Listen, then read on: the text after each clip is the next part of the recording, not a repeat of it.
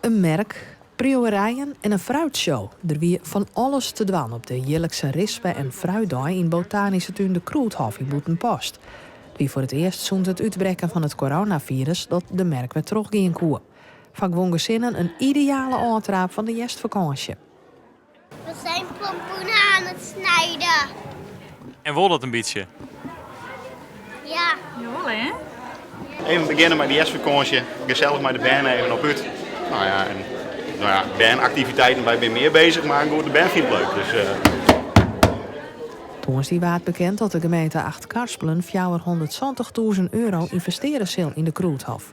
Dat bedrag wordt gebruikt voor onder andere een nieuwe kas en loods en een grote renovatie. We zijn eigenlijk qua renovatie er heel wat achter.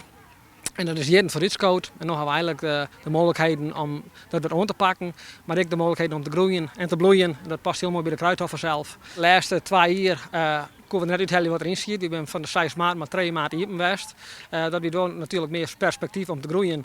En daar geven we voor. Bij de ene komt om groente of fruit in te slaan. Via oren de toezenen, verskaten, planten en kroedensoorten krijgt een stuk nieuwsgieriger.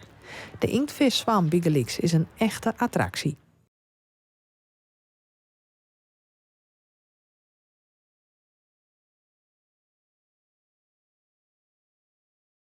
Is dat je rol als vrijwilliger een beetje om de mensen dan te vertellen van je dit die zwammen, die mag je even bezien? Nou,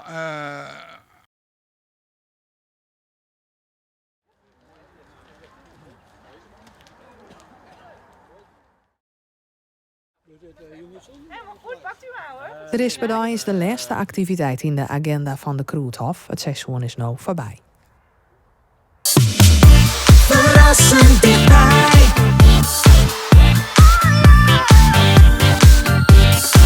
RTV